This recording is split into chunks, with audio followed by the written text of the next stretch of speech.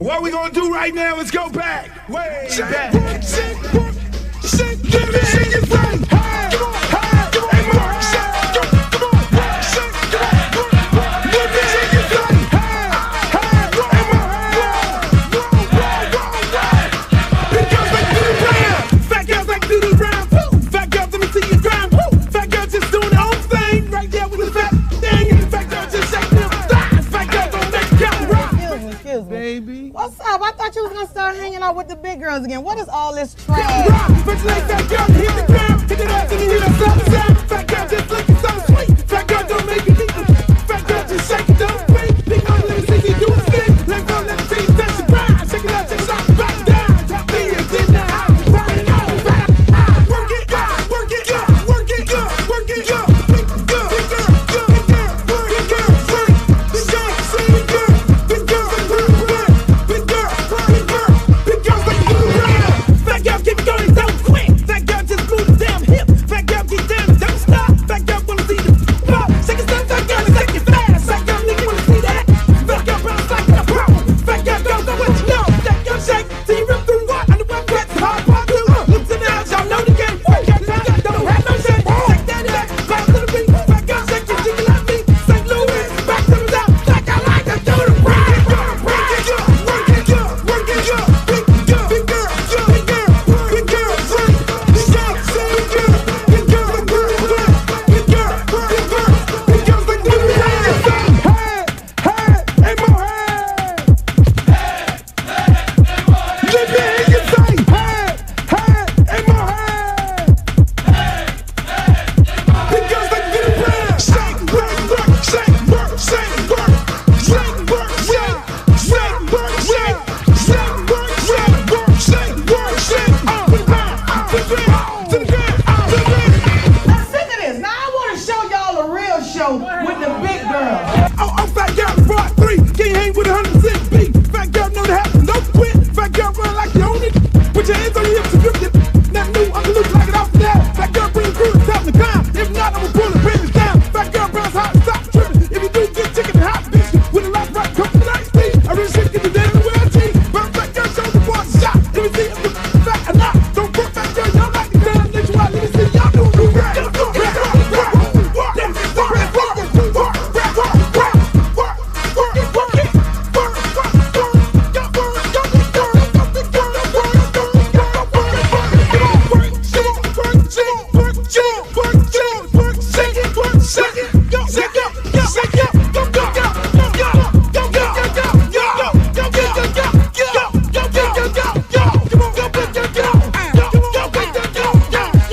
I'm serious. Where you are? Not the damn hours.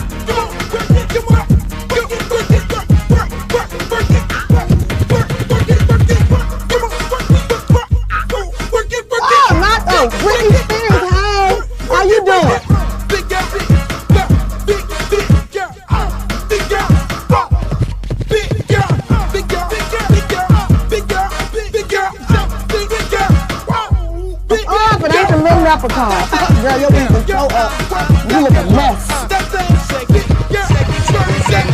All about the big girls. What about the big girls? Big girl, work it, work it, work. Big girl, work it, work it, work. Big girl, you done suck all the fat off your ass.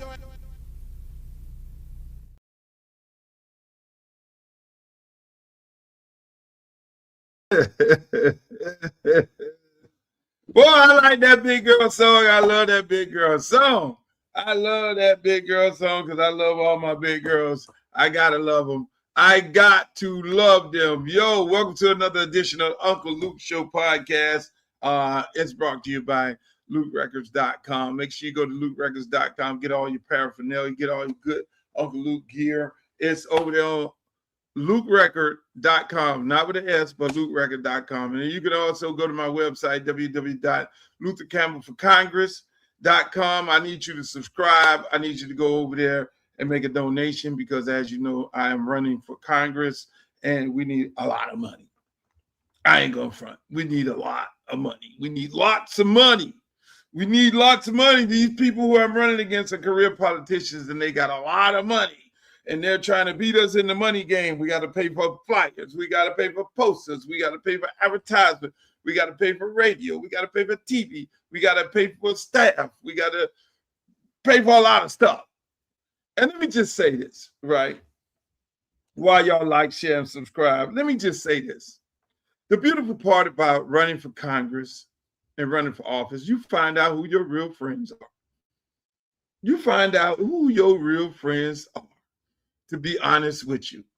I got a lot of people who I've made millions and millions and millions of dollars. They haven't donated 1 cent. Not 1 red cent.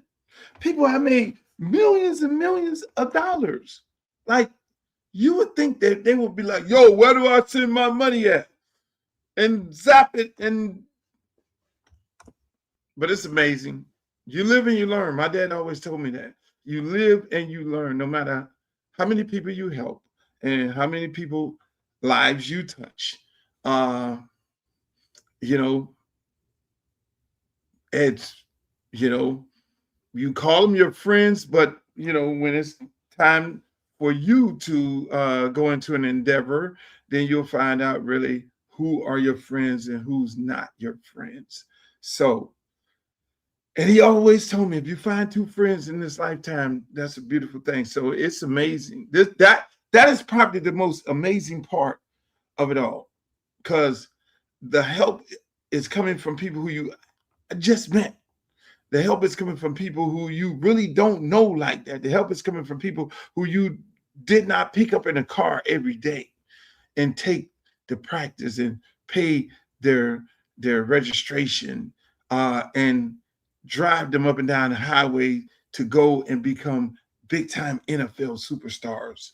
You know what I'm saying? Or get off the street and make them big time superstar entertainers. There are some people you just don't call. They say, oh, and it's an election, you just got to get on the phone and call people up. There are some people you should not have to call. You should not have to call. They should automatically be like, yo, where I'm at? What do I need to do? Where I need to send it at? How much do you need? Because if it wasn't for you, there would not be any me. But again, you live and you learn, people. You live and you learn. Just take it from me. Take it from me. I probably had, let me see, LeBron James, William Joseph.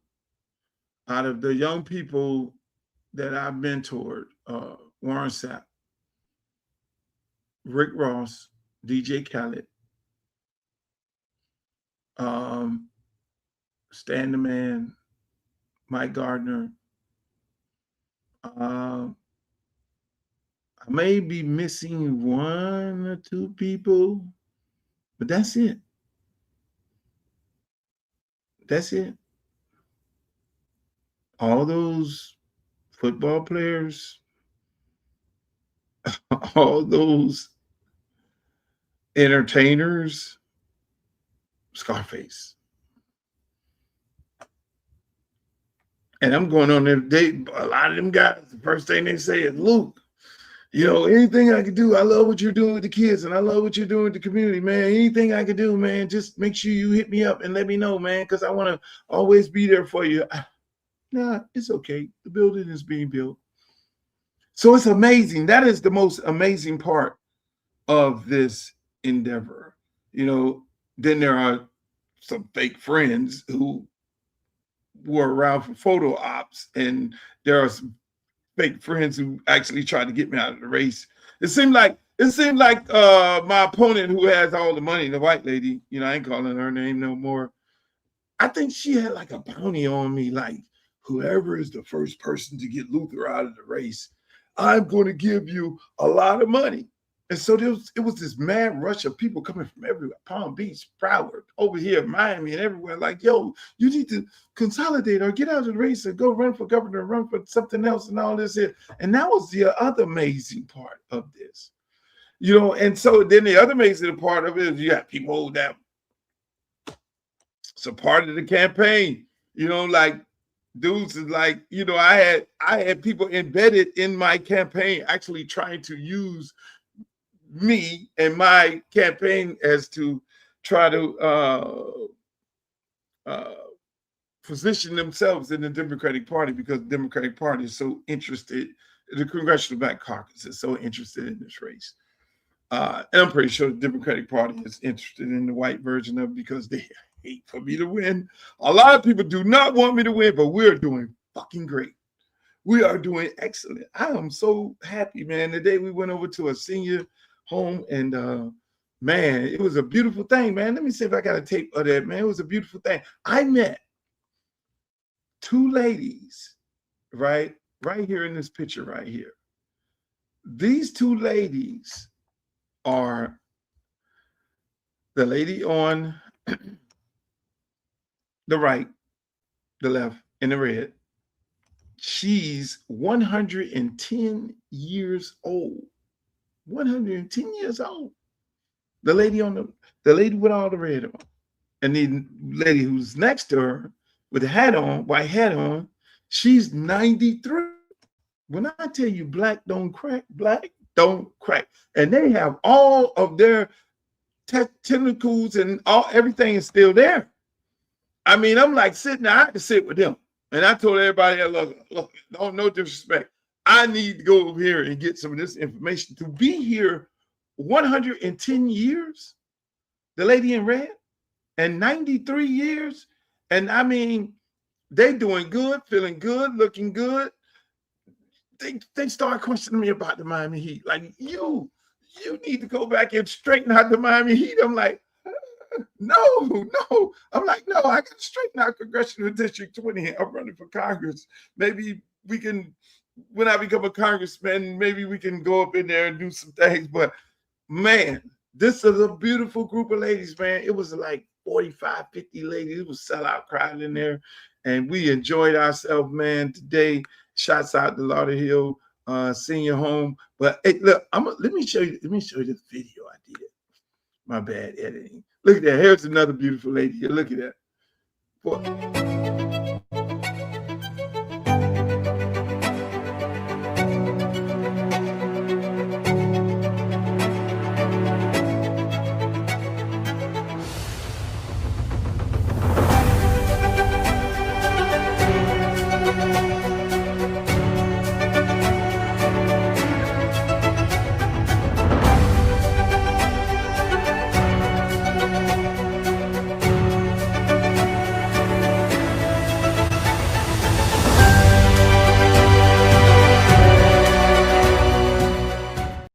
That was my day. That was my morning.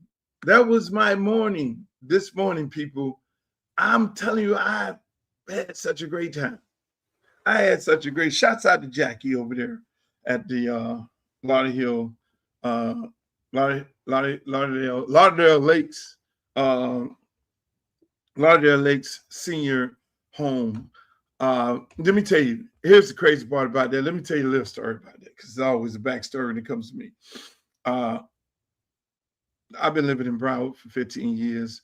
I'm running for Congressional District 20. And listen, we call every senior home. We've seen our opponents go into other senior homes. And we call those same senior homes. Say, hey, look, we want to come by there and talk to the seniors. This was the only senior home that allowed us to come in. Every other one, no. Because again, mind you, I'm running against career politicians, and these career politicians have been politicians forever in the community. So a lot of these people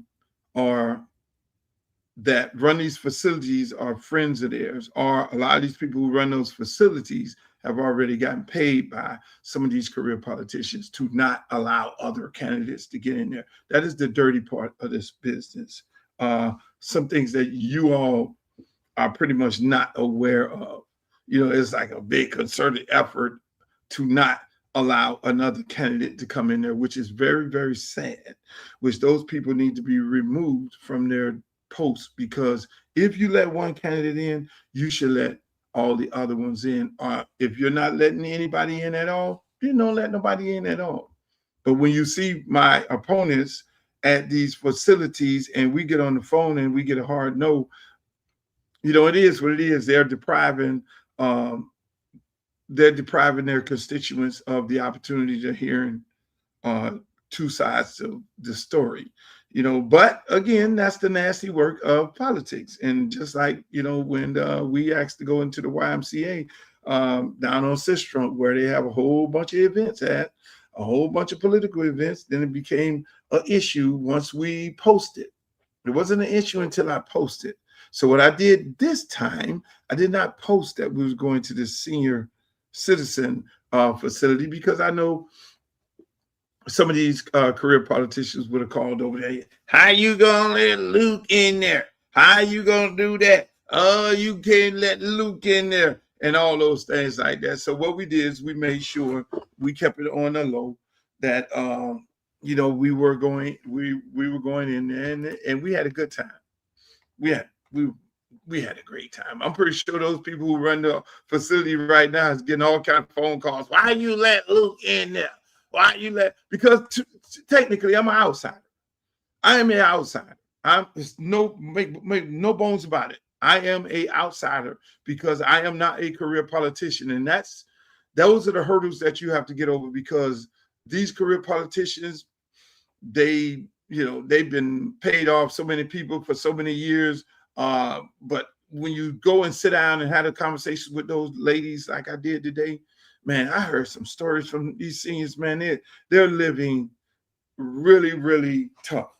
They're living really, really tough. And for anybody who's a politician, a career politician, for these people to be living in the situation that they're living in with no help from nobody, that is a very, very sad thing. No help from nobody. This stuff ranged from, one lady talked about a property that she owned because the taxes went up, that she lost her property and is on the verge of losing another property.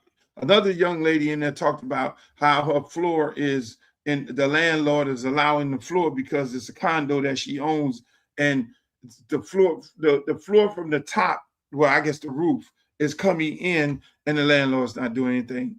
But yet still they keep calling her saying, do you want to sell? Do you want to sell? They talked about all kinds of different things, man. Medicare, Medicaid, insurance, high costs of insurance, and those things that are on my platform. I did my research, but to just listen to them and hear them talk about these high costs. They have to pay these costs. These are seniors. These are people who are not on the job every day making six figures or in the high two figures. No, they're waiting for their senior citizen check. And they got to make a decision whether they're going to pay the insurance or buy some grocery or pay for the prescription drug that's out the roof. These are the things that Congress, a good congressman, a woman, has to go in and stop. I'm running against two career congresswomen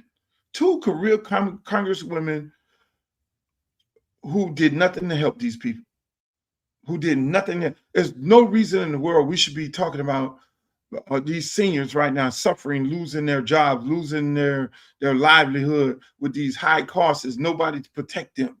There's no reason. They did not protect them up until this point. So for the life of me, these people run around and talk about how experienced they are. And my thing is how experienced you are to steal, how experienced you are to do nothing for the community. Is that the experience people want? Is that the experience you want? Because I was always taught nothing for nothing leaves nothing. And these people, I look at these newspaper articles in the Sun Sentinel and the Miami Herald and Jim DeFeedy and Glenna Milberg and all these people, and they get all scared to ask these motherfuckers the real question. The real question is, why are seniors this day age suffering? Why are they losing their property? Where are the subsidies to help them pay the high cost of insurance? Where are they? What have you did to protect seniors? Because yet still, everybody worry about how much money they got in their campaign. Where they get the money in their campaign, the way this shit works, they get the money in their campaign to do what? From special interest groups. That's why I don't take no money. They get it from special interest groups. Special interest group. What is that, Luther? Special interest group is a person who wants to gentrify the neighborhood, a developer. Special interest group is APAC. Special interest group is the NRA. Special interest group is the insurance companies. Because the insurance companies want the insurance to continue going up. The special interest groups are, like I said, the developer. We are in the situation that we're in here in America because the politicians have failed you. All of them need to go, in my opinion. All of them. All of them. And all these career politicians who are running for office right now, they need to go and sit the fuck down. But it's your job. If you get caught by the okie doke, because they figure if they keep advertising, if they keep selling you, oh, I'm experienced, oh, I did this, oh, I can go do this, and you ain't did a motherfucking thing in all these years, what is it? What do they call it? Insanity, what they say, the signs of insanity if you continue doing the same thing over and over again. So I ask you voters, why you continue doing the same thing over and over again? And that's here in my congressional district. That's why I'm running. I'm making a sacrifice. I'm going to lose money in this deal. And I don't normally go into deals that I'm losing, but who I am as a person, who I've always been, is a person to give back, to make the sacrifice for community. Community first. Yeah, I did most of my work in Liberty City. Yeah, I live in Miramar, did work here. Yeah. I did work where I'm at. But now, Congressional District 20, you got me. You got me. You want me. I'm the guy who, when I find it and I go up in there and deal with it, I leave it better than I found it. I leave it better than I found it. I'm not going to, listen, this would be the only race Luther Campbell runs for. Let me just put this on the record right now. That is it. I will not be running another race. I ain't no, again, seriously, I'm not a career politician. You want me to go work for you, goddammit, you better vote. And all my friends, this is the moment where I'm going to erase you out of my Rolodex, but that's not going to change my perspective on life. I will always continue helping people, but I will help people through my youth programs and all of my other programs, but I want to help these people in Broward County. I swear to God, we will change the world. We will change the world because these people around the country, these sorry-ass Democrats, they will see what we're doing in Congressional District 20. They will be so jealous. And you, if you're not from Congressional District 20, you will be able to do what? I want all the things that Luke got going on in his district. What are y'all doing? Can we get somebody in here to do the work that we need to get done to bring the resources back to the community? Because that's all about.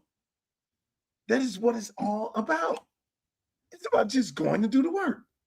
But most of these people, African Americans who we hire, they're looking for a job. I'm just keeping it up. Most of our politicians are looking for a job. They're looking for a job. I'm just keeping it up. If they're not a politician, then they got to go work at UPS. A lot of them are lawyers. You see the white politician, when he's a lawyer and he's elected in office, he normally works at the largest law firm in town. Not the black ones. they have their own law practice. And their law practice is not as successful, which for whatever reason, because they're more focused on the politics of it all. But they don't work for the big law firm. The big law firm is not giving them a paycheck. Maybe they should have negotiated that when they are taking these developers' money to gentrify neighborhoods. But obviously they didn't do that. They didn't get that memo, that part of the memo. But that's what you have. They're looking for jobs. Me, on the other hand, I'm not looking for a job. I got a job. I got 1, 2, 3. I'm a Jamaican. I got like 4 jobs. I got companies. I had to like really do some things to be able to make this sacrifice. And every day I wake up and I'm like, what the fuck are you doing, Lou? You know how, bro, you can go do 2 weekends of shows and make this kind of money. What you get ready to lose money. You're getting ready to give you $170,000 a year. And if you make anything over that, they're going to scrutinize you. I'm like, what are you doing? But that's just me. I always make sacrifice for the community. People always laugh at me and say, why are you coaching high school football? You can be out on the yacht with everybody else. You can be out in the French Rivieras or wherever the hell it is and drinking, eating caviar and doing all the beautiful things with all the other big time celebrities. You can be in LA and, I do all that. I do my work in LA and New York. But I choose to do different with my life. I choose to save lives. I choose to be the person to give hope. So again, so I'm a little crazy asses running in this election right here. This is the big one. This is the big one. This is the big one. And I'm gonna tell you like this, I ain't gonna do it, but Bob, if I get past 6 years, that'd be it. I don't think congressmen should be able to go over 6 years. It should be on the level of presidents. Maybe let's say on the level of president, you should only have 2 terms. I'm a firm believer in term limits. I'm a firm believer that you should not unalive in that seat, because some people get senile and they don't think the way they need to be thinking, and they get a sharpshooter like Donald Trump in there, and we got all these people sleep at. Oh, okay, wake up, Martha, wake up, get up. Time to vote, and then they ain't even there to vote. They at home trying to go to sleep and shit. Hey man, so I'm a firm believer of term limits. Or if you don't want to do term limits, you need to have a limit on your age, because at some point you need to go sit the hell down. But again, ladies and gentlemen, thank you for joining the show, the Uncle Luke Show podcast. I'm here today. This is live. We are live right now. Right, I'm off. Don't unalive the messenger. Yes, I normally do Monday, Wednesday, and Friday, but I'm running a campaign, so it throws my days off. But I do need to be better. I'll probably tape, but I love doing live.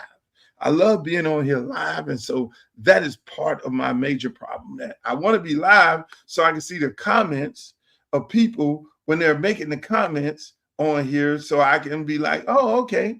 Like Hill over here. Hill is like, I love you. I love you too. Appreciate it. Yeah. 50 Cent supporting Trump. I mean, listen, man. Listen. 50 Cent, here's the politically correct way to say this. 50 Cent has the right to support who he wants to support, him and all the rest of the guys and everything like that. And that's his choice. I have nothing to say. This is the democratic society, and we have the right to be Republicans, independents, or Democrats, or whatever it may be. And so I leave it like that. That's the politically correct message you all want me to say. That message does not get me in any issue with anybody, but real talk. Real talk. He does have the right to support who he wants to support. Obviously, Trump is slinging money around through different entities, and they're paying these guys to perform now. I'm a firm believer. look, I can only speak for myself because I'm different. I'm different. When they invited artists, when you at the peak and you're at the height of your career, they want you to be in a secret society. They want you to go in there and cut one of your testicles off and pledge allegiance to whatever flag that they have in those back rooms. I never did that. That's what makes me different. I never did that. That's why maybe you probably never see me in the Rock and Roll Hall of Fame. You've never seen me do major tours around the country when I sold more records than most of these artists. You never seen them glorify me. I don't think Connie Johnson, shouts out to Connie Johnson for BET.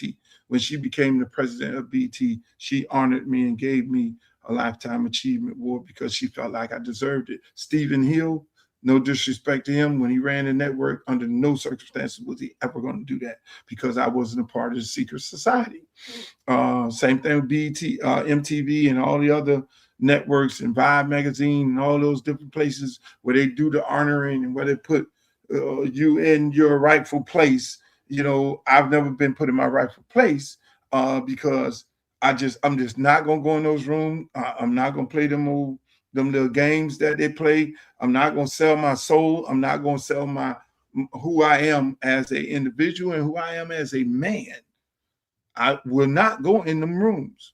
And so you probably saw, oh, Luke, yeah, all these plaques and things back in. Some of these guys don't have half this shit here, and half of this stuff is diamond that I just got this up here. You see that? I won't sell my soul.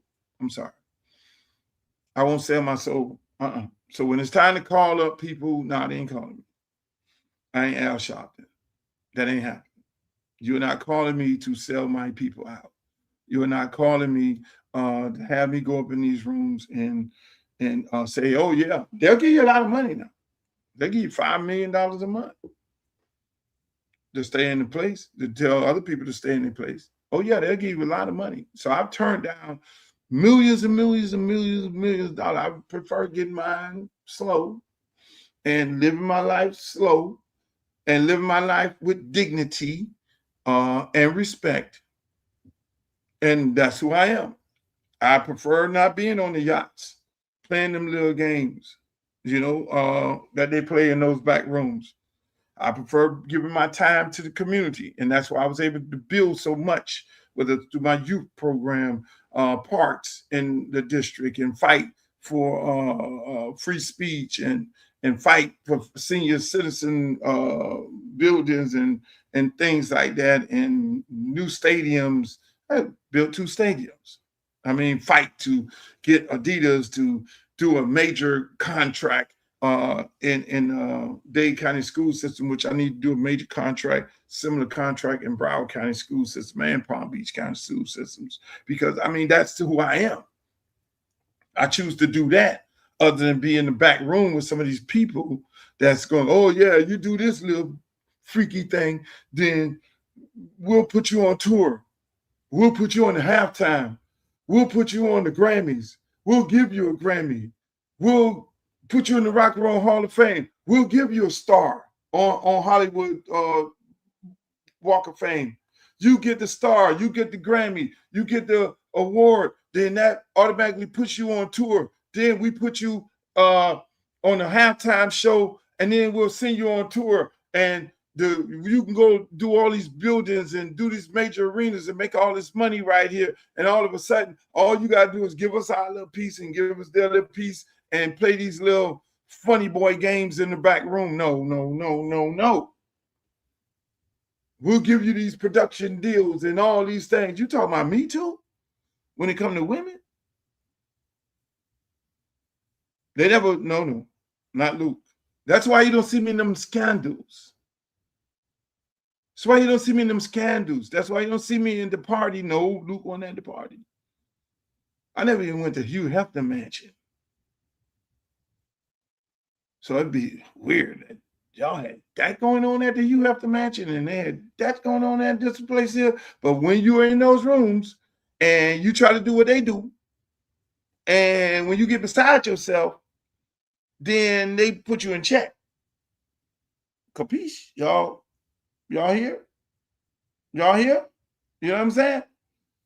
And next thing you know, you got documentaries and movies and all these different things. Look at your big superstars.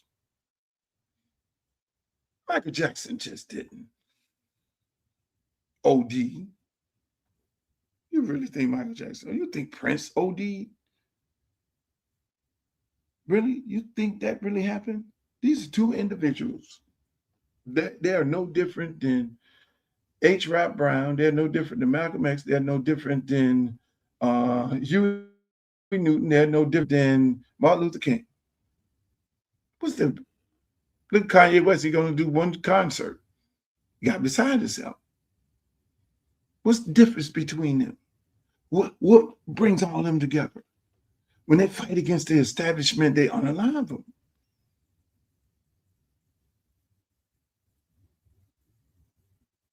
I'm just saying.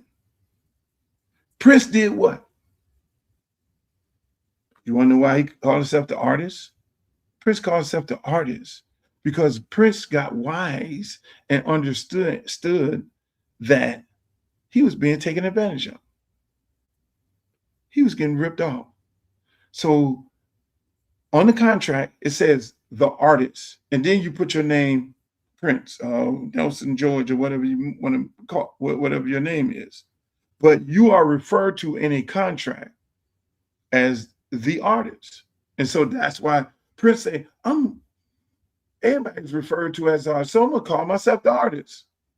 And so he called himself the artist, which made him change his name. And he went overseas and did albums as the artist.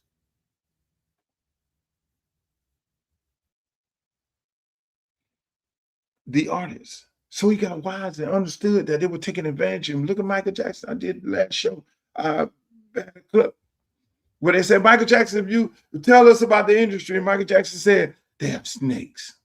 So you look at the Michael Jackson movie, everybody just looked at the movie. It's $99 billion or whatever it is that went to see the movie. And the most unique part of that movie, which resonated with me, was when he was in the room and those executives and their names is on there and they're sitting there and he had the glasses on and whatever they wanted. Yes, Michael. But all the time they were ripping him off, in my opinion. According to Michael, they're snakes. They'll take advantage of you. You know why? When Michael got missing? Michael got missing when what? When he started buying everybody's catalog. Michael started bought the Beatles catalog. Michael owned more catalogs than law allowed, but yet and still, he was broke. How the hell he was broke? Allegedly saying he was broke. This man owned everybody. All he did was acquire property. All he did was acquire catalog. And what is happening right now today? You see all these artists' catalogs is being purchased. But what happened back then? Back then, you didn't own your catalog. They own your catalog. Debbie Uncle. They owned your catalog. Go back there and look at the music. Who wrote James Brown record? Therefore, who's getting the publishing? Somebody named Swartz or something like that. All those old tunes, not owned by the writers. So those guys, like Bill Cosby, when he started getting in trouble, when he talked about acquiring NBC. Martin, when he said, oh, fuck this is not happening. We got to fight back because Malcolm is saying we got to fight. We got to stop turning up the cheek now. We got to fight. And Martin, one guy unalive on the balcony, but you left us Jesse and the other ones. I'm just saying. Let me stop that. Let me stop this telling y'all history because they have told you, they have said, oh, history, Black history makes people feel, Black history makes people feel uncomfortable. So I'm talking Black history, something that they erased out of schools that they don't want you to know about, because these kind of conversations make people uncomfortable. No question about it. Prince told the truth. So again, and it's no difference in politics. It is no different in what I'm in right here, right now. I have a lot of people call, yeah, Luke, yeah, Luke, yeah, Luke, but I'm like, where the money? Oh, we're calling you from the Black Congressional, we're friends of the Congressional this and that and that. Where the money? Where's the money? I need money to run. I'm saying. They said, I literally got rid of anybody that's affiliated with the Democratic Party out of my campaign. Out. Bye. Bye. Bye. I don't want no career. Not bye. One guy. My strategic guy. Me, him, volunteers, some close friends of mine. That's what we're doing. Running this motherfucker. It ain't rocket scientists. It's not. Where's the votes? Where are the people? Put me out there. Point me to them and let me talk to them. That's why when you look at the pictures from the day, everybody is smiling. The people, they say, I cannot get the vote for me. Everybody, I got 1,000 pictures right here. Everybody smiling. Hey, Doug, how you doing? How you doing? How old are you? 83 of this. I remember you. I know you fought this. I watch you all the time. I saw you on my favorite show, Phil Donahue. I saw you over here. You ain't nothing but a fighter. You gonna tell their ass like it is. You gonna tell them like it is. It's the same thing. When you wake up, everybody around here, they know who they make. They manufacture your superstars. They have to go kiss the ring, bend the knee. Luke ain't kissed no ring, bend no knee. And that's why, again, we're going door to door right now. I'm on here right now. Normally I will be going door to door, talking to people all the way up to 8 o'clock, and we cut off. We get on the phone, call people up. Hey, how you doing? It's Luther Campbell. I'm calling up. I want you to da-da-da-da. We do an old school way of doing it. And so again, people, that's where we at right now today. You guys have to be smart. You have to be smart about your entertainers. Whoever they shove down your throat, that means they're a part of the system. If it's good entertainment, good. Love it. Like it. There's a lot of stuff I like. But if they don't kiss the ring, they don't bend the knee, you're not going to get them. Like I saw one lady, I'm like, oh, where the fuck did she come from? I'm like, are they manufacturing these cells? Because I don't know where she came from. Just like the little skinny lady. It seems like every one of your actors and actors are from England. It's like they just say, fuck all these actors, these Black African-American actors. We ain't dealing with you all no more. We're just going to get our actors and actresses from England because you guys have been complaining too much. So what we're going to do is we're going to do just like baseball. We're going to erase all Black people like y'all did in baseball. And we're going to go get us some people from Dominican Republic. They look like y'all, even though they play great baseball. But again, the best athletes in the world is African-Americans. So we're going to erase y'all ass. We're going to erase y'all Black ass.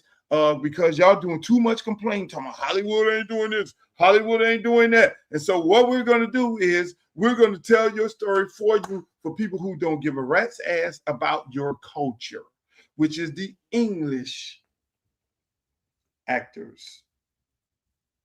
Now everybody gonna be mad at me. Luke, why are you saying that? Why are you saying that? Them people don't care nothing about your culture. They're from England. I trust me, I love the guy from Snowfall. I love Beavers. He does great action movies, but he's not fucking American. He could do movies, but where's the balance? They've erased us out of Hollywood. They're erasing us out of Hollywood. And then if you don't marry a white dude, like the little skinny girl on Avatar, who I do not like, who just, oh no, I'm not Black American. Oh, hell no. Oh no.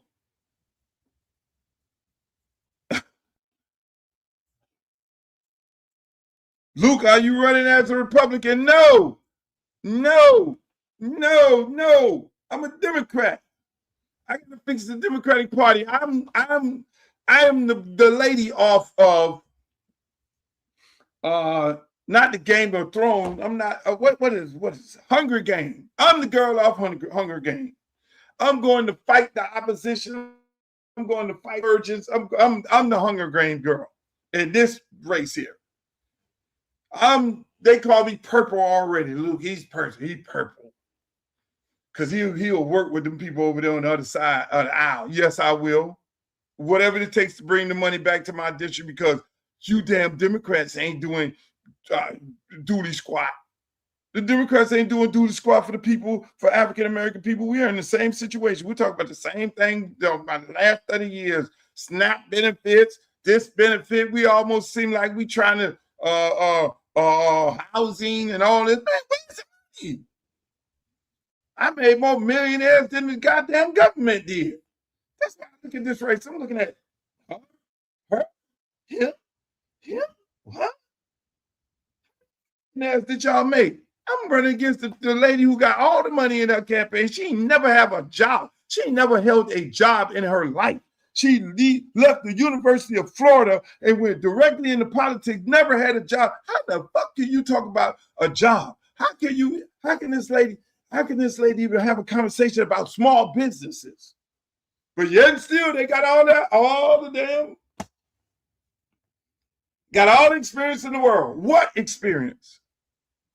Then so Luke, the other lady, she got a small business. Yeah. That business got her in trouble. And then you got the career politician, the guy who gentrified. In my opinion, he was the architect of the gentrification program for Broward County, Black Broward County, and he's still running, trying to get him a job. Oh my God. Don't even have me start on him. I'm just trying to be nice. I'm trying to be nice, because if I go bad on these people, it will be very bad. But I want you all to do your own research. It is disgusting, the people that are running in this race. The little young guy, I like him.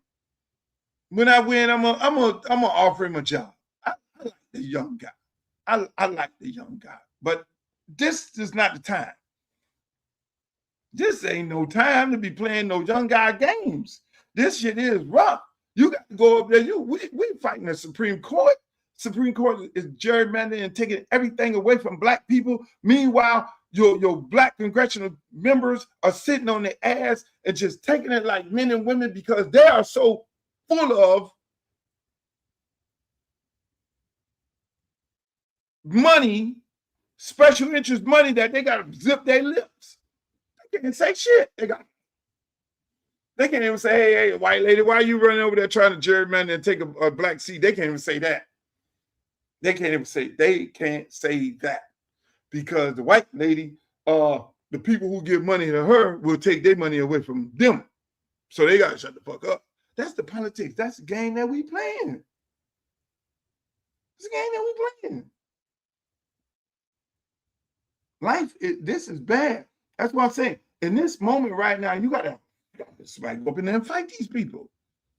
They get ready to take and deport Haitians, Cubans. The Cubans, they put that shit on the Haitian.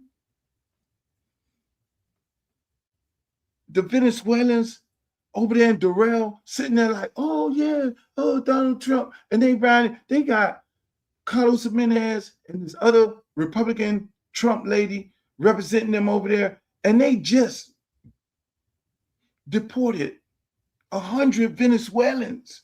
They deported 100 Venezuelans. And them people went into a hotel. You don't even hear this shit on the news. Look it up for yourself. They deported, like this week, before the earthquake, they deported put on a plane 100 Venezuelans, put them in a hotel, because that's what happens when you get deported. You go off the land, they land you in the town, then they give somebody money to then be able to put you in a hotel. They put them people in a hotel, and the hotel fucking crashed. Them people dead. Them people dead. I'm sorry, unalive. Those people are unalive. They sent these people from South Florida. Meanwhile, I will vote Donald Trump. They represented by Carlos Jimenez and this other Spanish, I don't even know what the hell their name. Ain't trying to figure it out. So they hide behind, oh yeah, Haitians. You cannot possibly get rid of the Haitians in the United States of America. This ding dong of what the little white lady, now I ain't even calling her name because I don't want y'all to go there and research and find her talking stupid. Get rid of the Haitians, go back to your country. Okay, well, you know who had Prime 112 in the back cooking the food? Haitians. You know who had Joe Stone Crab in the back cooking? Haitians. You know who had Mar-a-Lago wiping the floors and cooking the food at Mar-a-Lago? Haitians. You know who are responsible for all of your agriculture and Belgrade and Pahokee? Haitians. You go over there and round them up. Go over there and round up the Haitians and Belgrade and Pahokee and see what you got. Your damn produce prices will go out the roof. Guaranteed. And y'all gonna be sitting over there like, yeah, get the Haitians out of here. Fuck that. Megan, whatever the hell her name. I'm with you. Get them out of here. All this South Florida is a service industry. And the last time I checked, Haitians control all of the businesses. They're in all of the cleaning of the hotel, the cooking the food, all that shit. I was at the airport 2 weeks ago at Fort Lauderdale Airport. I don't think I saw one American. It was all Haitians. Haitians, you're right, all over Louisiana. So you go and you get rid of the Haitians. Do that. But they did say that. They did say this. They said, remember when Kamala Harris was running and Donald Trump won and the white students were sending letters to the black students saying, yeah, y'all ass gonna be back in that field picking cotton. Yeah, y'all gonna be back in the field picking cotton according to the 2020 plan, the 2025 plan, whatever the hell the name of it. That's what they said.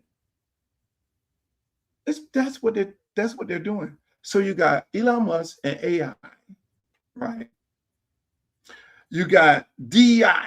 Let's walk with me. Follow me right here. Follow me.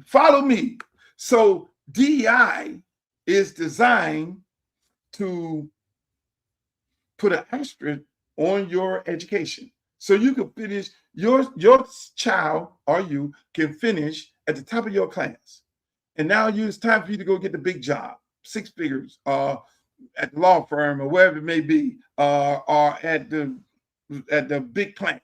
You're supposed to get, okay, that you just finished top of your class, you went and did that thing, and you're the best one of all, brightest mind. But you're black. And if you get that job, then they will look at you as a DEI hire because you will be amongst so many white people at that job. The government came in and said, if you do DEI hiring, if you are getting governmental assistance and governmental funds, and if we got any inkling of you doing any DEI hire, which DEI means don't hire no black people, don't hire no educated black people, give that job to a white person who is not as qualified as that black person. That's what the fuck DEI is. Let's keep it above. That is what it is. So they painted that narrative of DEI and it only applies to us, black people, because if it applied to everybody else, how many of these little white boys on the basketball team will be playing? Oh, DEI in the universities, if you practicing DEI in the universities, will take your money. How many little white guys on the football team? How many of these little white guys who are coaching football teams are horrible? How many is Fernando Mendoza numbers the same as Shador Sanders in a predominantly African-American league on a workplace? Or the guy who was drafted, the two that was drafted this year in the first round? No. Shouldn't those teams get fined and sanctioned by the Department of Labor? No, because it don't apply to white people. DI only applies to black people. They spreaded that narrative. Wow, your Congressional Black Caucus members sat on their ass, but there was nobody that could stand up to the podium and like, oh, hell no. There was no strategy. There was no game plan. They looked at the 2025 plan. I don't know what a disconnect from Kamala Harris to the rest of the African Americans in the caucus, but that was the game plan all the time, to paint the picture as no matter how much you send your kid to school and how qualified they are, they will not get that job. So then now, let's put that over there. So they keep saying, oh, all these jobs are black jobs that the Haitians have. All these are African Americans. So plowing the field is the black job that you're talking about? Oh, so you want us to go back to be the nanny? So you want us to go back cleaning rooms? So you want us to go back picking cotton? Even if you're highly educated, yeah, because we just painted this picture of what they call DEI. So you're sending your kids to school right now, and your kids are finishing at the top of their class. They'll get ready to come out to what? And they're going to go and do the application and all that, and they're not going to get recruited by these companies. They're not going to get recruited unless they're hardcore Democratic companies. They've told them, hire someone less qualified, because they painted the picture of DEI. That's why when we see Jay-Z going to Target, it's like, I need to have a conversation with you, Jay. But it's not only Target that said we're disenfranchising everybody because of DEI. It's not just Target. It's all of them. Y'all running down there to Publix. There's a bunch of them. They're all around us. Because we don't stand as a people. We don't stand together as a people. We're too busy watching the Desperate Housewives of Atlanta. We're too busy worrying about what scientists got on. We're too busy worrying about all kind of other things. When we need to be worried about what's going on politically in this country and who's doing the work and who's not doing the work. We need to be able to take our time to see what the fuck is really going on, because they are trying to hijack. They're trying to put your black ass back in the field. I'm here to tell you. They're trying to put you, this is what this thing is about. So when they get rid of all the Haitians and they get rid of all the Cubans, they get rid of all the Venezuelans, because they say those are your jobs, black people. We can't get rid of y'all because we're too deep in the military. We're too deep in law enforcement. They can't get rid of y'all. But they're saying that those are your jobs. We need you back being the nanny. We need you back being the house nigga. We need you back cutting the grass. We need you back picking the watermelons. We need you back in the fields. We'll take a little L for right now, but I'm just saying. Now, if you ain't playing football or basketball or entertaining us, because we need your black ass to run up and down the basketball court, or if you ain't in Hollywood and you have went into the back room and you kissed the ring and bend the knee, I'm just...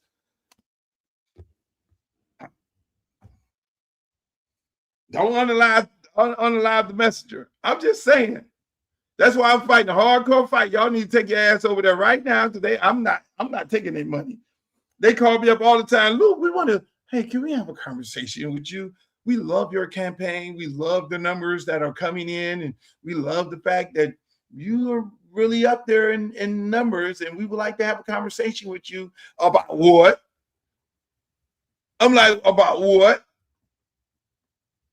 What we talking about, Willis?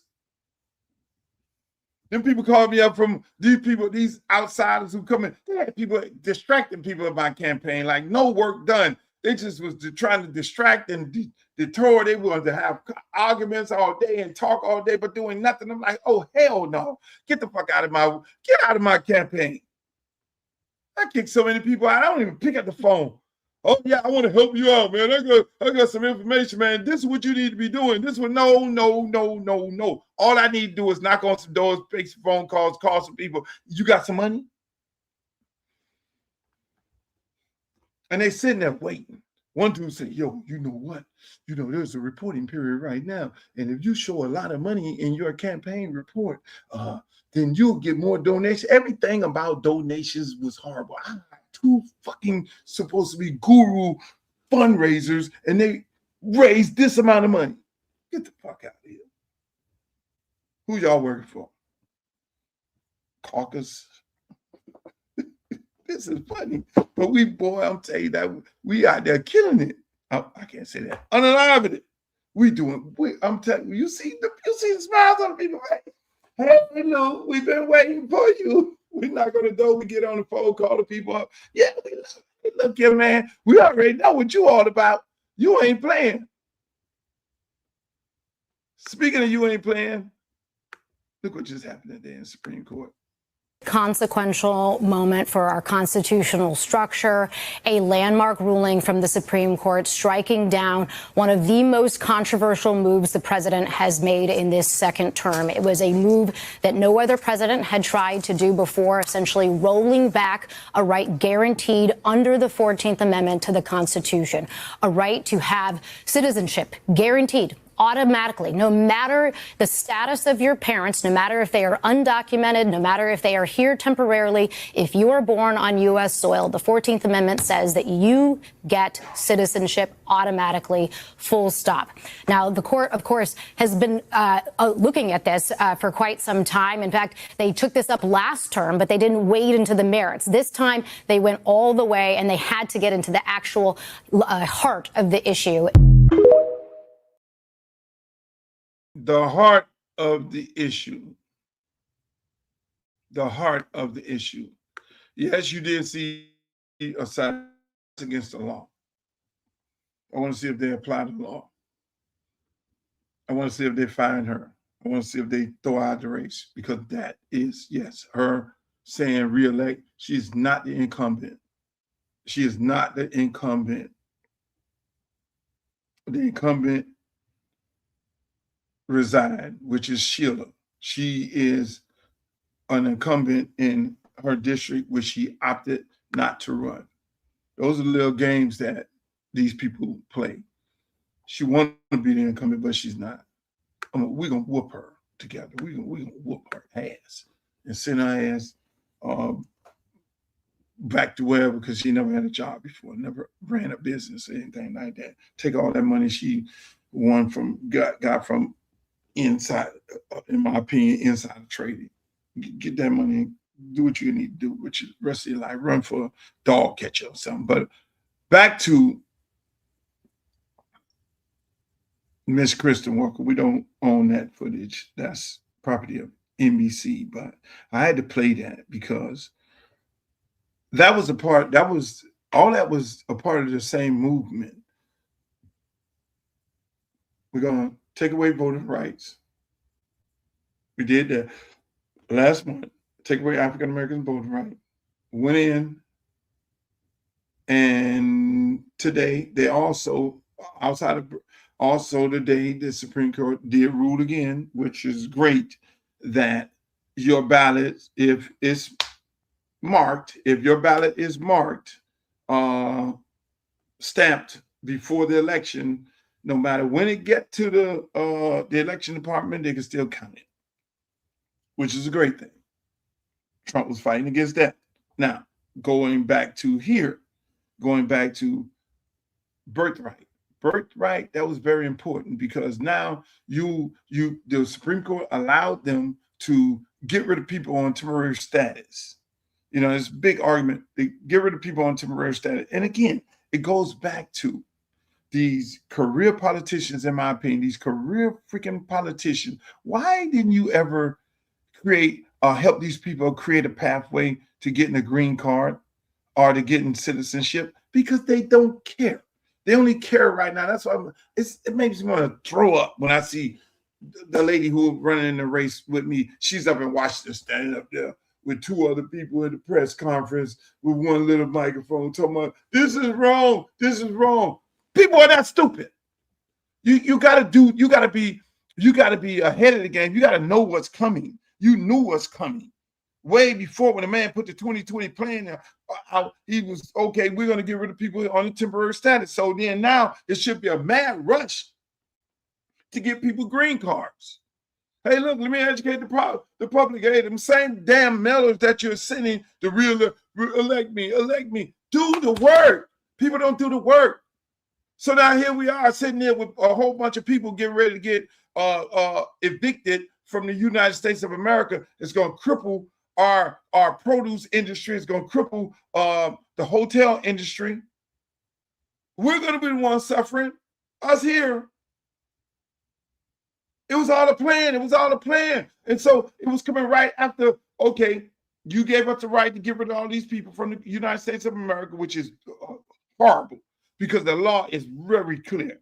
If the country that you have to go back to is unrest and it has issues, people are dying and people get murdered and all these things like that, no, you're sending people back to that. So here we go. It was all a setup. Okay, we get this passed. And then right after that, Supreme Court will hear about birthright.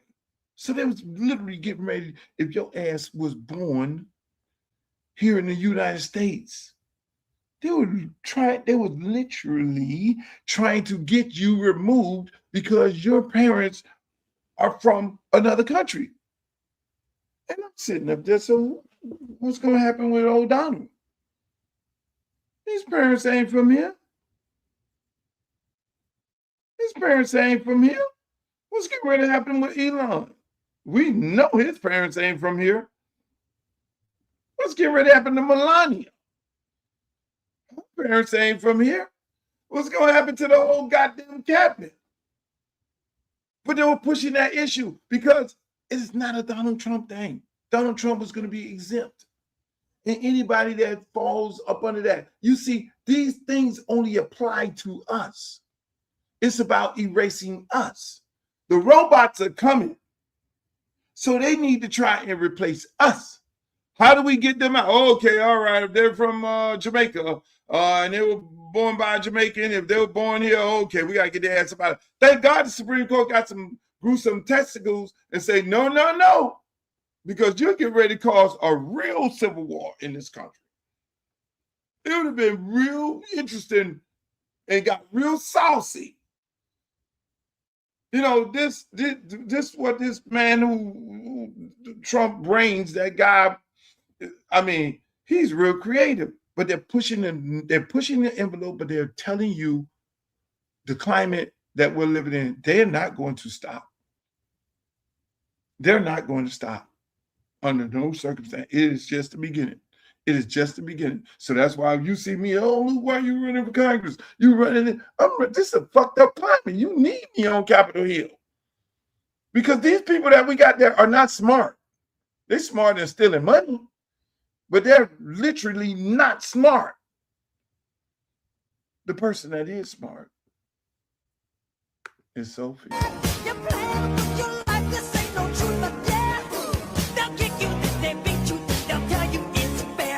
Sophie!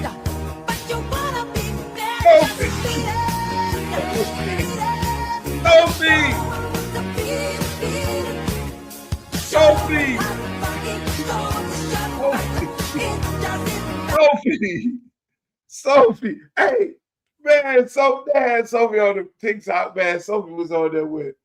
They had Sophie with all the brothers. They mega thought they had Sophie. They thought that like Sophie is one of ours, and then Sophie laying up there with all the brothers and shit. You know, so Sophie is that girl who you already know. Sophie about that life. Oh my God, that girl, that Sophie is funny. That she's a character to me. Sophie is a character. Sophie. Oh God. And that girl was up for her teammate. Sophie right there with all the brothers. Sophie getting hit by all the brothers. Speaking of getting hit by all the brothers, hey man, we gotta get LeBron James down there. I really think we need LeBron James to add into this whole Giannis mix. I really think we need to get LeBron James there. It's very important that we get LeBron James. I think I need to make a phone call. I'm doing some business with LeBron Company. I need to call up them boys over there and say, hey, man, we need to get the king back. I think it's very important that LeBron come back. Here's the reason. Here's my reason why. And before I give y'all my reason, I'm gonna let you talk. I would definitely go after him. I would definitely try to pitch him just like, hey, you went back to Cleveland, got your ring there, come back here, get us a ring. It would have a lot of value, even though Giannis would be the best player on the team. LeBron going back there and kind of being the quarterback, which is what they need. Hell, leadership, just save a roster spot for UD. So let me say this. I don't want to hear that guy talk. I don't want to hear no negative. I think it would be great for LeBron to come back because the way he left. I think Pat Riley, for his legacy purposes, and to get this thing off the organization, I think Pat Riley need to make amends with LeBron James. Tell LeBron, you can have your milk and cookies. I'm not fucking with that. Come on back. Let's run this thing back. This will be great for both Pat Riley and LeBron and the organization. We have a prestigious organization, which is top of the class, all class. Mickey Harrison, everybody part of that organization is all class. This stain we don't need on us. We don't need to be continuing talking about why LeBron left here because of some damn milk and cookies on an airplane, and they had a problem. And Pat was trying to flex, and LeBron was like, okay, it's a flex, and where we at right now. LeBron needs to just come on back and let's just run this thing back and let's do what we're going to do. A lot of people say, oh, no, he's going to go to Golden State. He don't need to go to Golden State with the complex at home. He don't need to go there. Steph them is out of gas. Jimmy Butler is not going to play. He don't want to play basketball, in my opinion. He don't want to play. Draymond Green is going to be fighting with LeBron. They're going to be, it's just too much male testicles, testosterone in there. Steph Curry is going to be sitting there looking like this here, man. Y'all tripping, bro. And he's just going to be jacking it up from the back line, getting ready to go into the Hall of Fame. LeBron need to come on down back to Miami. You got Giannis, it's going to be doubled, and you have my boy Bam going to be doubled. You can't double them two. LeBron just run down the court in the Eastern Conference where he ain't got to be running all up and down the court like a bat out of hell. He could just run down there. He got one-on-one. He could jack it. He might don't even be guarded sometime. He's not going to be guarded half the time. Do I miss Tupac? Yes, I do. I love Tupac. I love Tupac. Another one, like Prince, Michael Jackson. Still nobody been found. I'm just saying. Angel Reese is my girl. I love Angel Reese to death. But LeBron can go down here and do what? He can go back there and just jack. Shoot it. It's only 5 people on the court. And 4 people are guarding Bam and Giannis. Everybody getting off. We scoring 150 a game. I don't know why they re-sign Wiggins. I'm still wait. On and off again. One of the old ladies one of the golden girls in the senior home today. That lady, I was giving out hats and all that. We had a little raffle, so I had some brand new Heat hats I got from Bam and all that. And the lady said, "No, I need you to go back there and fix the Heat." I'm like, "Huh? Yeah, in 1987, you was over there. You need to go fix the Heat, fix the Heat." I'm like, "Oh Lord!" I'm like, "No, Mom, I gotta fix this right here." She was telling me that the whole time, but it was funny. It was. I just had to share that with y'all. But LeBron, if you're listening and looking, come back. We need you to come back. I need y'all to kill that whole little thing with LeBron and Pat Riley. Pat Riley, you need to man up and you need to bring LeBron back. Put your ego to the side, get on the phone, call Bron, bring him down here and say, look here, man, let's run this thing back. Let's clear this whole issue up in the air. And Pat would only have one other person that he needs to clear up whatever issues that he may have, and that would be Dwayne Wade. You know, you talking about two iconic figures who won big championships here in Miami under his watch, and to have a little beef with Shaq, LeBron, D Wade, who took a pay cut. Pat has to erase those things because that is going to be on his legacy at the end of the day. Speaking of legacy, it might be time for black boys to seriously consider soccer over American football. And not because football isn't meaningful, not because it isn't cultural, but because when you look at the long game, soccer offers advantages that we don't talk about enough. Let's start with the body. Football is one of the most physically demanding sports on earth. Repeated collisions, high concussion risk, joint damage, short career windows. The average NFL career lasts only a few years at best. And many players leave the game with long-term health issues that show up decades later. Soccer is demanding too, but it's a little different. It emphasizes endurance, agility, coordination, skill over repeated full-speed collisions. Careers last a lot longer. Players often compete at a higher level well into their 30s, and the long-term wear on the body is significantly lower. And that I agree with that. We all know soccer is not as brutal as football. We know that. We know baseball is not as brutal as football. We know football, shouts out to the young man we just saw, Chris Johnson, dealing with ALS. Man, that was a deep story. Deep story. Football is a brutal sport. These guys are running 250 pounds. Now they're starting to run 25 miles an hour. They're running 4.3 and 4.4. Big guys like that. That don't supposed to happen. And just imagine one of them big guys is running that fast, running down on the kickoff and hit one of them little guys. It's going to be like a Mack truck hit a Volkswagen. I'm just saying. Football is a brutal sport, but the reason why I played that is because of the World Cup. Everybody's in tune to the World Cup in this dead period of time between baseball and football. And we know a large part of America don't look at baseball because all the sports that you have a black person, a black American playing, and a white American playing, we will tune in. Baseball, you only have white Americans and everybody else is foreigners in there.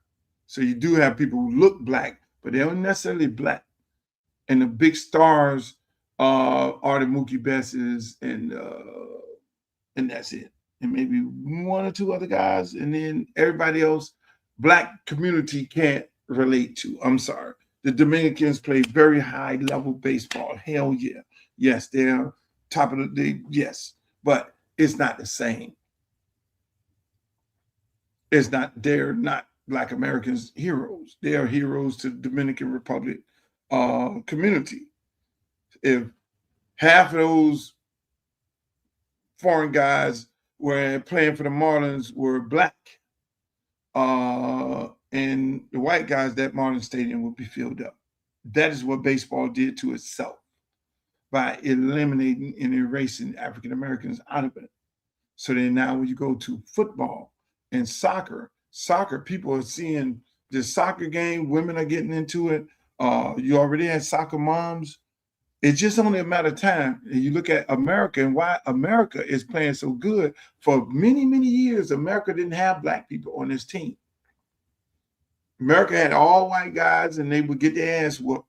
And it was the diversity in the America's soccer women that always won and made them dominant because the men never had blacks on the team. Until now. They got blacks on the team and they damn near about to run through everybody. And it ain't like African Americans don't want to play it. It ain't like we don't want to play it. It's if it is offered to us and if there's opportunity for us to play it, yes, we will be great because we're the greatest athletes on planet Earth. African Americans are the greatest athletes on planet Earth. I don't care what the fuck you put us in. We are him and we are her. And nobody can compare to us at the end of the day. Only thing you could do is disenfranchise us out of it. If you put us in soccer, we will dominate. If you put us back in baseball, we will dominate. Football, we dominate. Any sport, track and field, we dominate. Anything you put us in, we dominate. The only thing you can do is disenfranchise us. And that is what MLB has done. That is what the NBA is trying to do. NBA trying to do that right now. That's why I love the fact that them brothers beat Frenchie ass. I was rooting for the Knicks. And when you're a Miami Heat, you don't supposed to be rooting for the Knicks. I was rooting for the Knicks, not only for my man Worldwide West, but I was rooting for the Knicks because that was Black America versus foreigners. And them foreigners, they going over there every year trying to get these Frenchie boys again, like they did the acting to replace Black Americans. I'm just keeping it up. Y'all don't see this shit in the movies, in sports. They ain't gonna play that football. That shit too violent. Baseball, you erase Black Americans. You erase Black Americans in golf. Black Americans were the caddies. Go look at the old footage.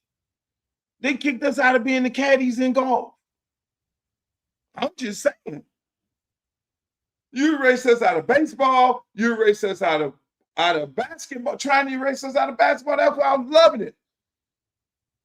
Shit, that was Black people versus the foreigners. And you know San Antonio been trying to run that foreign game. They always brought them Frenchies over there. It seemed like they set them up in the draft so that they can get them. You remember they had a little Frenchie point guard and all them, Ginobili and all them. They're international team. All that SGA and all that. That boy ain't from here. That boy from Canada.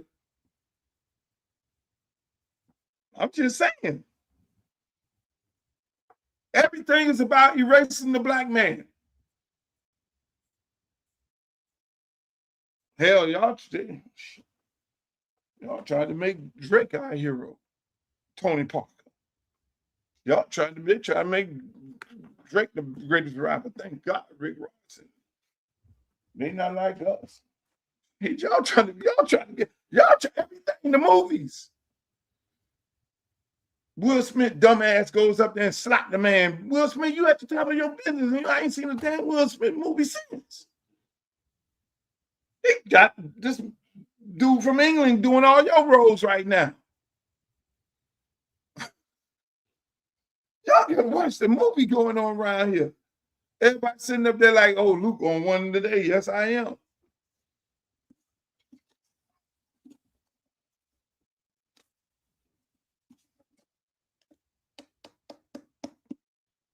You need this book in your life. I'm just saying. It is the art of war. Because at this point, we got to start using our voices for real.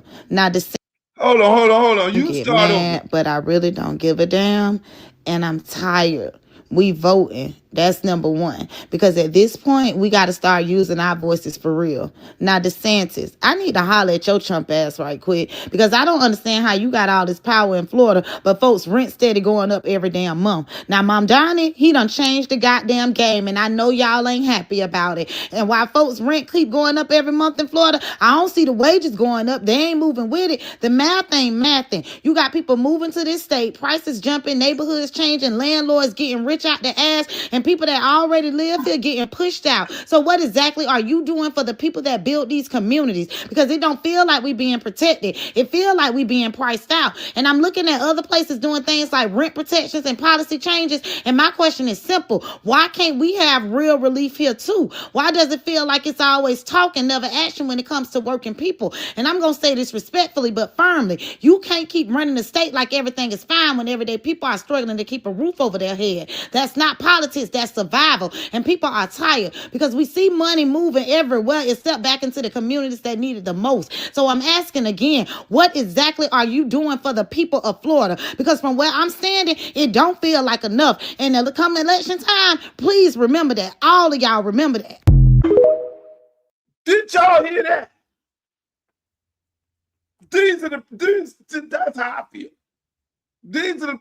I represent those people right there. People like her. And you're right, sister. It's time to vote. That's why you see my black ass running for Congress right now. Because I'm like her. I'm like her. And it amazes me when people oh shit, she's experienced. Any politician right now is only experienced, in my opinion, stealing. Because these are the issues that people are. I saw this online and I was like, this is what I'm hearing every day when I go into the community and I talk to people. These are the same thing. Rent going up, insurance going up, cost of living going up, and ain't no money coming back into the community. Ain't no jobs for people to be able to sustain the high cost of living. Because it's all by design. You see all these billionaires and trillionaires moving into South Florida. You see these people they got the white woman running in a black district race. Come on. Everybody got to be smart about it. You see it's the cost of living out the roof in South Florida, but then, like the lady said, the math ain't mathing. If you're going to raise the cost of living, if you're going to raise the insurance, if you're going to raise property taxes, then where's the jobs? Who are you doing all this for? Where's the jobs to offset that? And so again, where's the what are we doing? Are we getting ready to expand the port and get more jobs there? Are we getting ready to get some money from the federal government and give to these small business owners to bring their businesses up? Are we going to take this infrastructure money and we're going to build some more roads and have people get major jobs? Are we going to build some workforce housing? Because people can't afford to live here if they're not being able to afford to. They can afford to live in workforce housing. Are we going to build affordable housing? Okay, who's going to build affordable housing? Is people going to look like us? Built by us, for us? Are we going to do that? Because right now, you can't afford to live here when everything going up. The math ain't mathing. So you really trying to erase us. You really trying to get us to move. Because everything about this economy, and so that's why it's so freaking easy. I sit up here and be like, okay, what is my platform? My platform is to bring in more jobs, bring in the numbers, because they raising the numbers.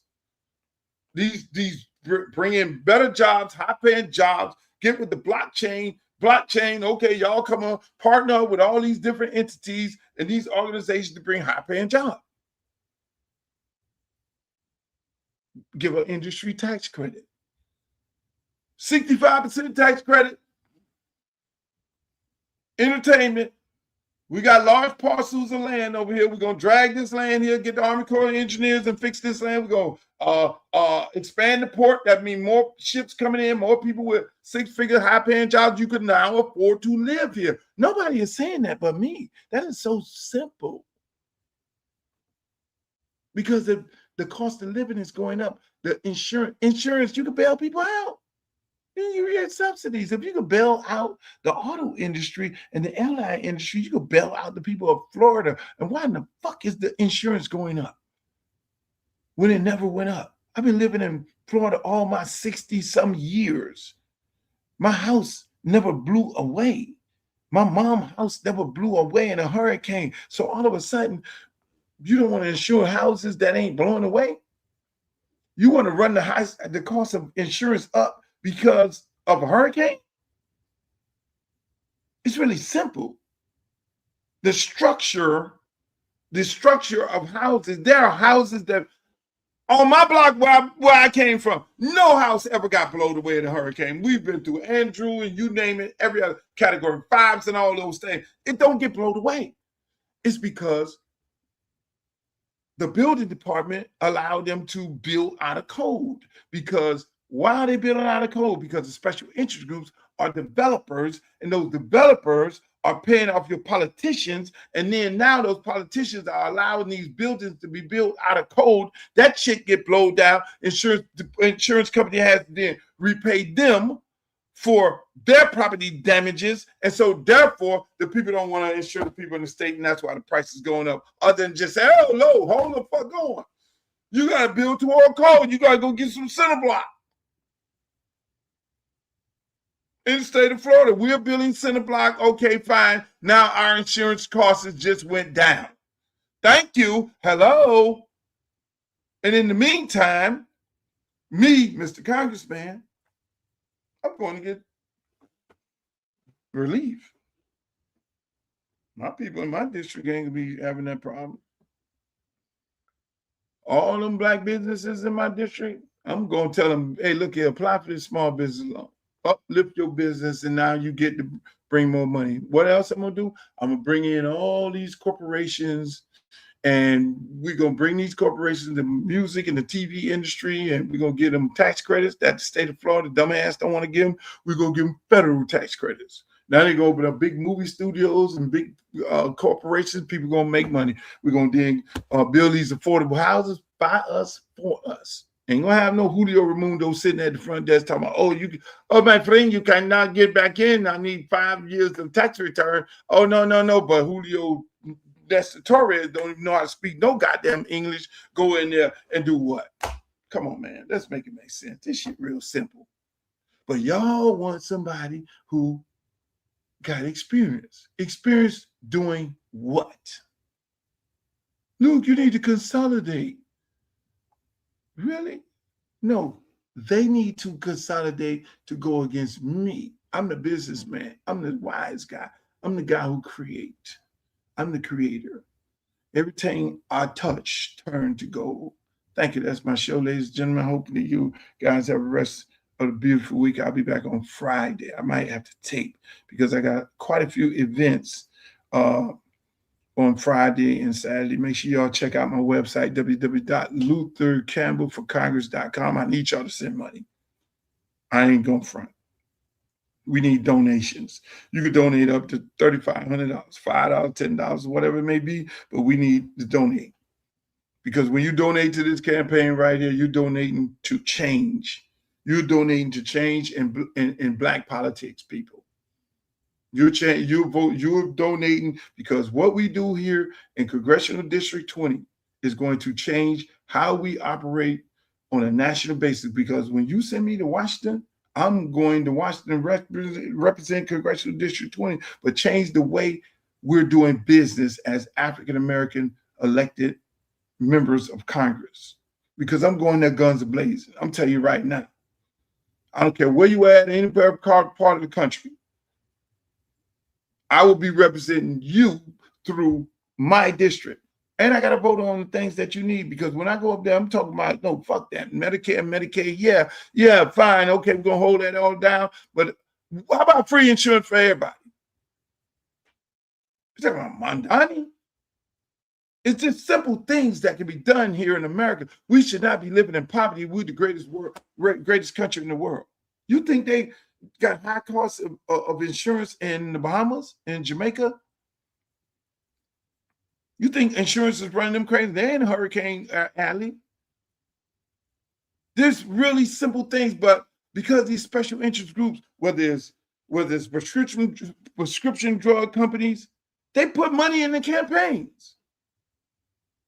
Insurance company, they put money in the campaigns to keep the prices out the roof. All this shit is by design. We're being price gouged up the yin yang in this country. But at the end of the day, they could send y'all a mailer, they could put an ad on the thing, they could say something bad about a good politician, and y'all go for the okie doke. All you're doing is screwing yourself with no Vaseline. It's just that simple. So hey, look, I'm gonna take my shot, and I'm asking people to get me off the bench, put me in the game. At the end of the day, I'm not a career politician. I would not be running for Congress again. I would not be running for another office again. I'm going to go get me some dual citizenship. My child is going to go to college, and I'm going to be traveling the world. Where Luke at?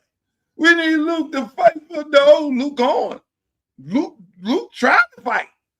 Luke already know. Luke over there on some boat doing like this. Hey, man, I told y'all I'm be like Kamala Harris.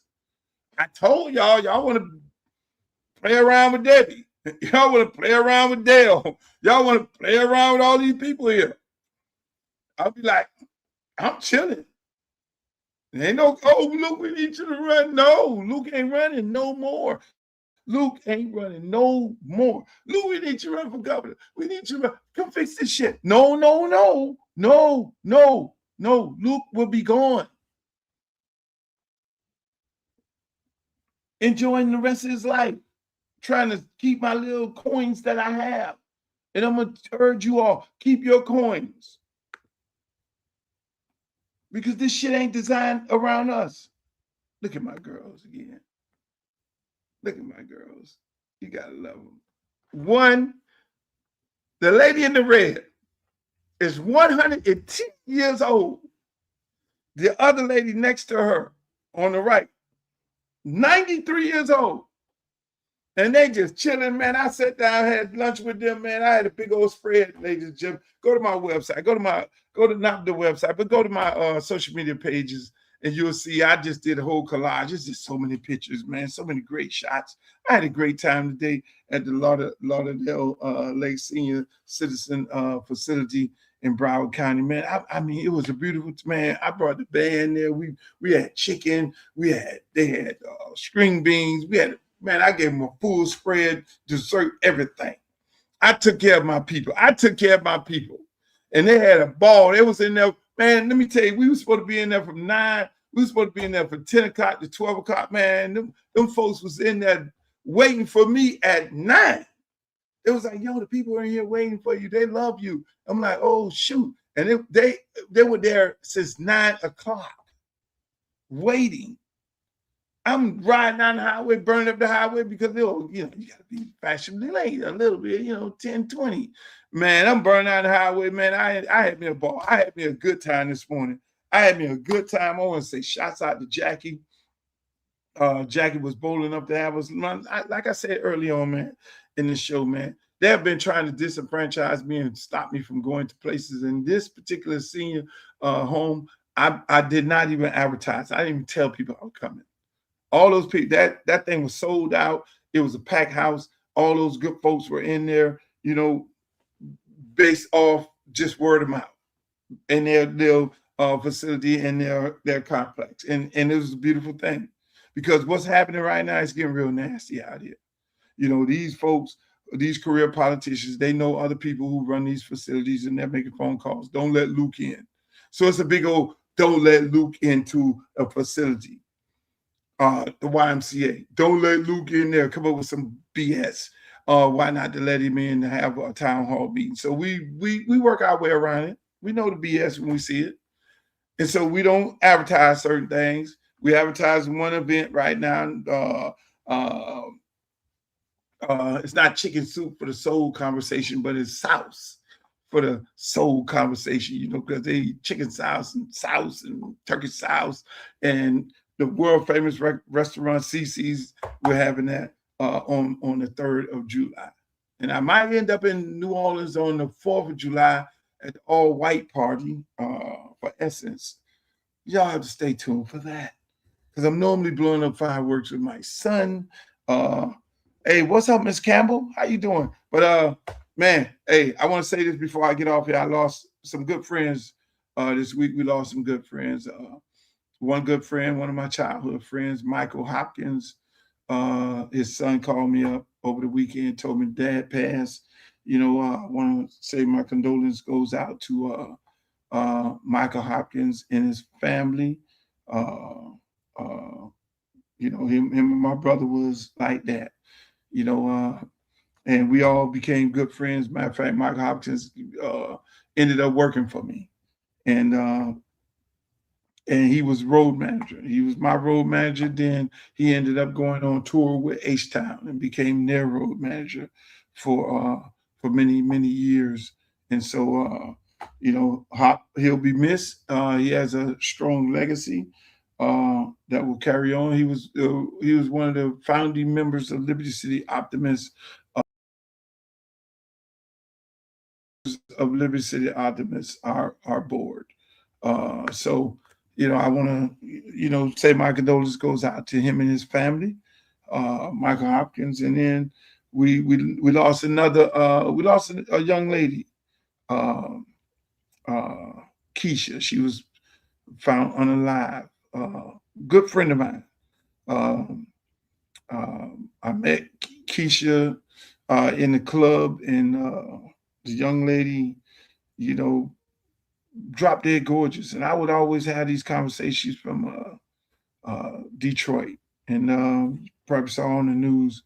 I would always have these conversations with her because the girl was like a damn 8. And my conversations with her was always about trying to inspire her to do other things other than the club, or what is this club business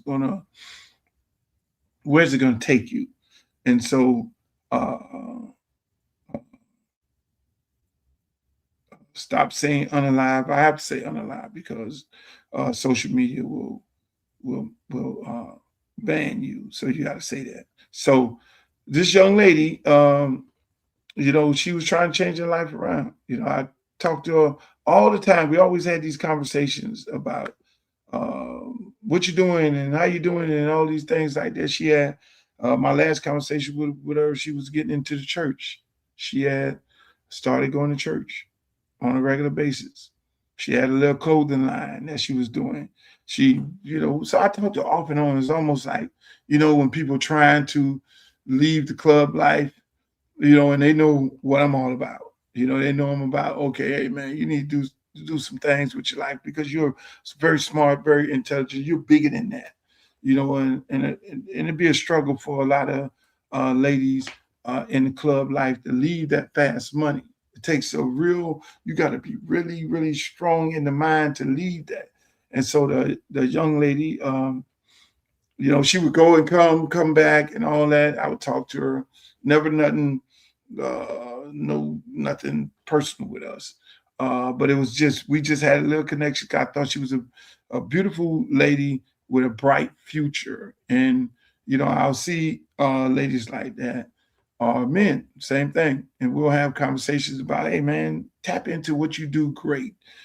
Tap into the things that you do great. Something similar to what shouts out to people in West Palm Beach, Florida A&M chapter. I was a keynote speaker there, and I had the same conversation with some other young people because that is what I do. I think God brings me here has me here on this earth to inspire others and tell people my story. And so this young lady, I would always have these conversations with her. Look, man, tap into what you do best. And she liked it, designing clothes. She, at one point, had a clothing store. And then she ended up had a boyfriend and a clothing store. Looked like her business was going good and, great job.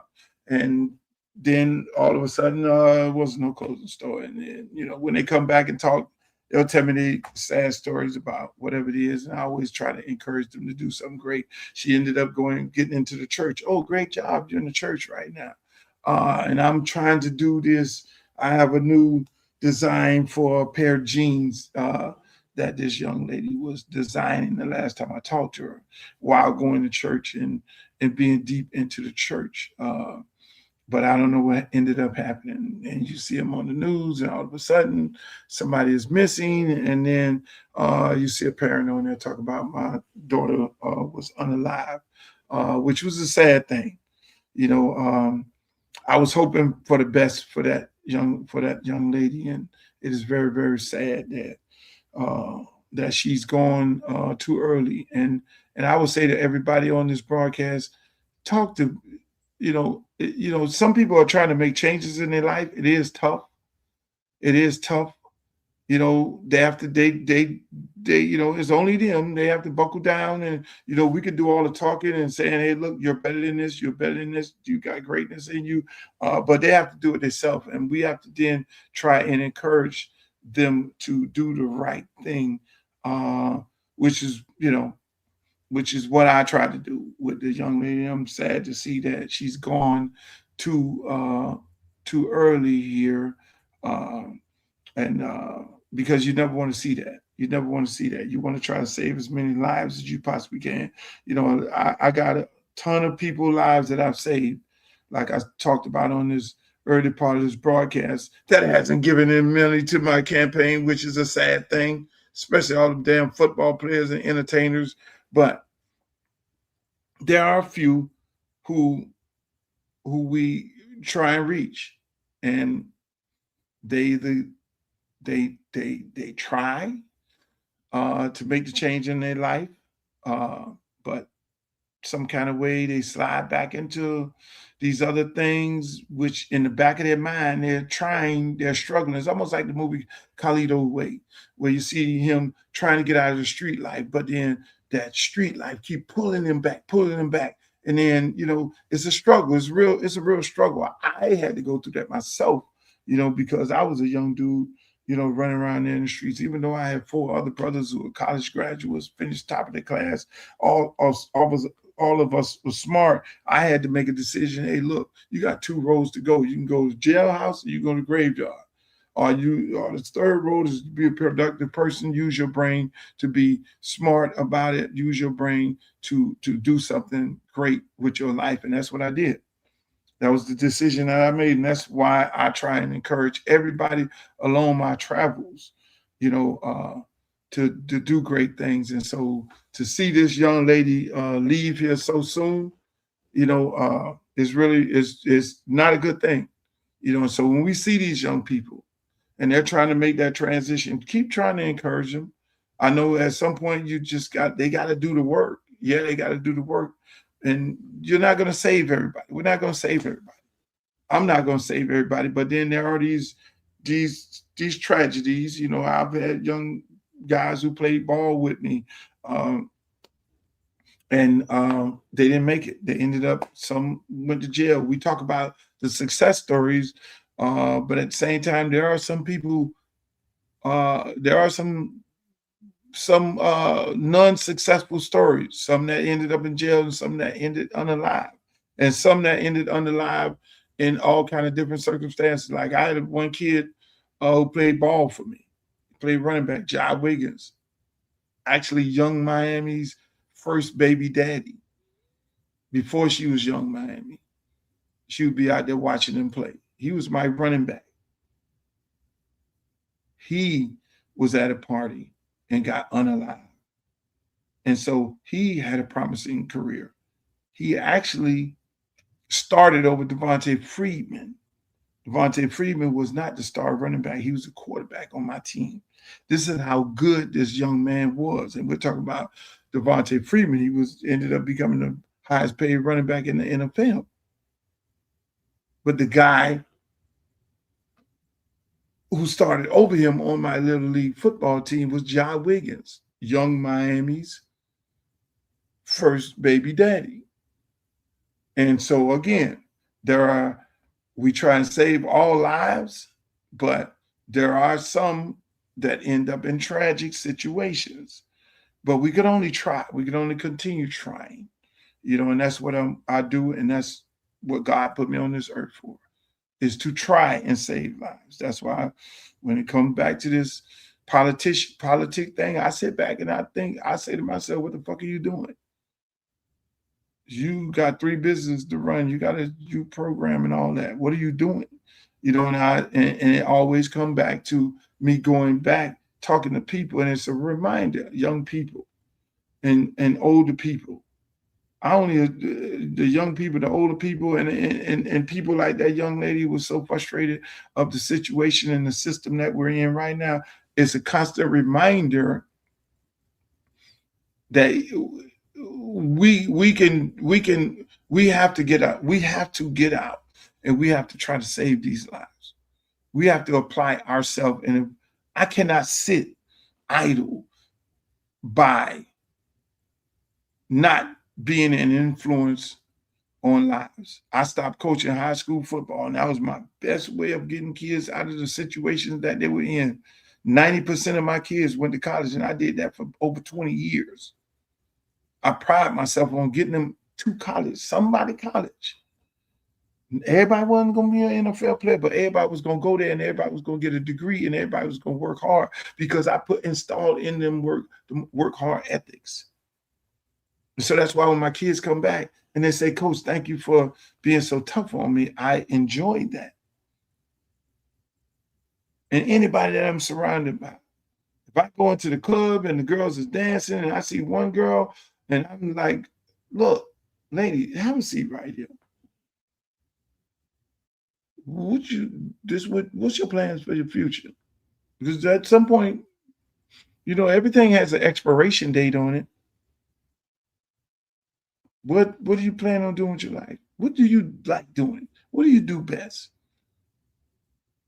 You drop dead gorgeous. We ain't getting into we ain't talking about what you need to, if you could save one person, that will inspire others. And unfortunately, there are some you're not going to save. That's why my condolence goes out to Miss Keisha and her family. My condolence go out to my good friend Michael Hopkins and his family in these difficult times. You're talking about an older guy that's in his 60s, a young girl and 31 years old.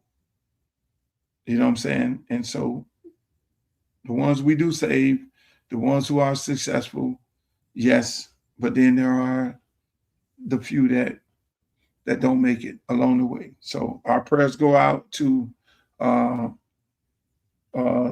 people who are no longer with us. And at the end of the day, oh yeah, and I forgot, but my good friend Coach D, Coach Clark, another difficult one. So I got 3 people leave. Coach Clark, Michael Hopkins, and my good friend Keisha. Man, Clark, another guy.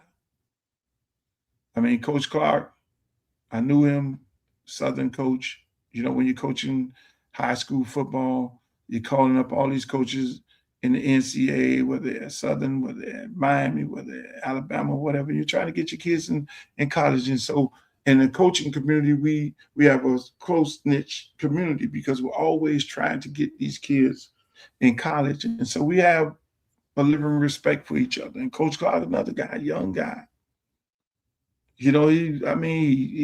He loved it coaching ball. He loved it being an inspiration in young people's lives.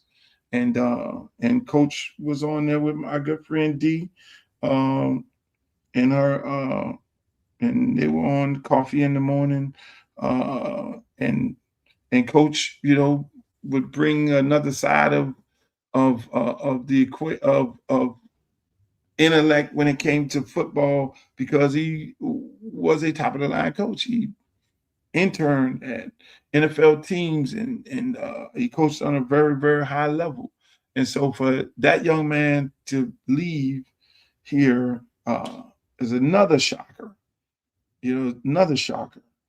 So I 3 people around me, special people. And like I say, my condolence goes out to Coach Clark and his family and everybody and all of his friends because the people around him who he touched were,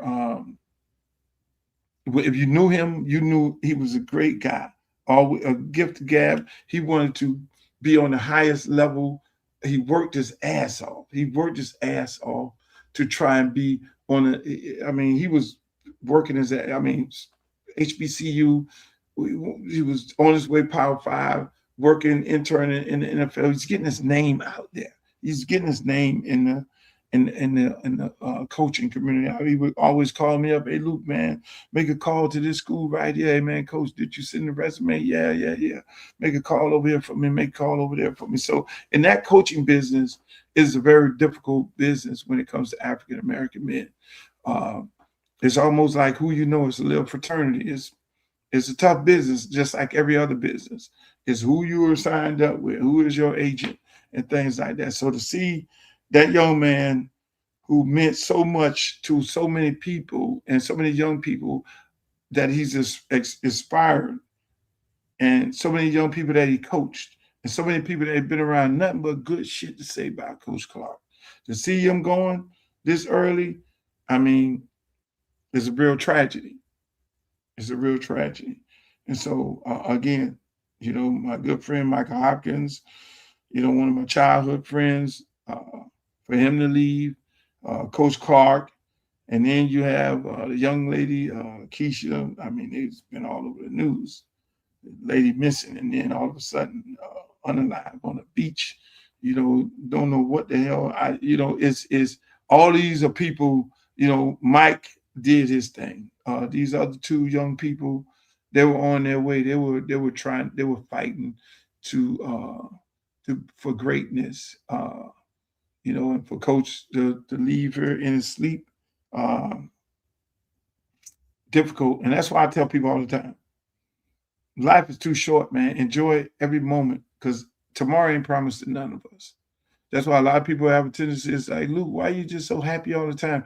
I can't deal with drama. I'm sorry. I can't deal with drama. I can't deal with negative people around me. It has to be about enjoying this moment. And I urge everybody, enjoy the moment, because you never know when it's going to be taken away from you. Enjoy the people around you. Enjoy the people that you love. Tell them you love them. I tell my child I love him all the time. I don't get off the phone without letting them know I love him. It's not promised to us.